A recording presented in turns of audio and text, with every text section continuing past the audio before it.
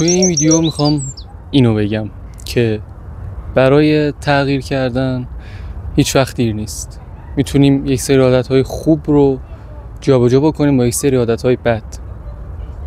مثالش زود بیدار شدنه که وقت زیادی هم در طول روز برات ایجاد میکنه به خیلی از کارات میتونی برسی. اینکه الان این حرفو میزنم به خاطر اینه که من تقریبا 3 ماه میخوام یوتیوب شروع بکنم و هی مینداختم عقب. امروز دیگه دلمو زدم به دریا، گفتم بیا ببین شلوغ باشه، خلوت باشه، بارون بیاد، برف بیاد، تگرگ بیاد، تو باید ویدیو تو بگیری، تو هدف بزرگی داری.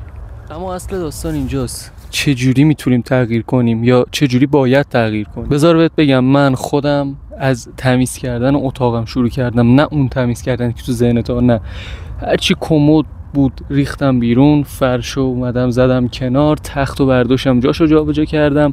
یه تغییر نسبتا بزرگی بود، یه ذره روحیم بازتر شد، چون اتاق واقعا انگار که الان نوعه، همه وسیله‌اش انگار نوعه.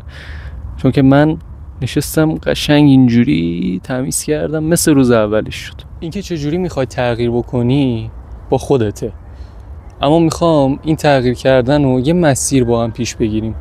ساختن یه بدن خوب جزوش میتونه باشه اینکه اون چیزایی که نیاز داریم رو بنویسیم و بخریم یا انجام بدیم و تیک بزنیم. این لذت تیک زدن رو با هم تجربه بکنیم. به عنوان اولین ویدیو نمیخوام زیاد طولش بدم و همینا رو گفتم، اما بدونید که هدفهای خیلی بزرگتری دارم، هدفهای خیلی زیادی هست، ویدیوهای خیلی جالبی تو ذهنمه، جذابی تو ذهنمه که هم میتونه سرگرمت بکنه، هم چیزی یاد بگیری. اصلا خودم هدفم اینه که ویدیو که میذارم صرفا سرگرمی نباشه یا صرفا این نباشه که تو 10 دقیقه میای ویدیو میبینی و تموم.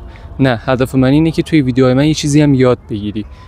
حالا حول محور هر چیزی هم میخوایم ویدیو بسازیم، هر چیزی که فکرشو میکنی، ولاگ، یه کانال گیمینگ، بعدن حالا اگه شرایطش پیش اومد میزنیم کانال د امیر اورمو. من تو توییتر، اینستاگرام و یوتیوب، تو توییچ هم احتمالاً تا شب بزنم. در خدمتتون هستیم.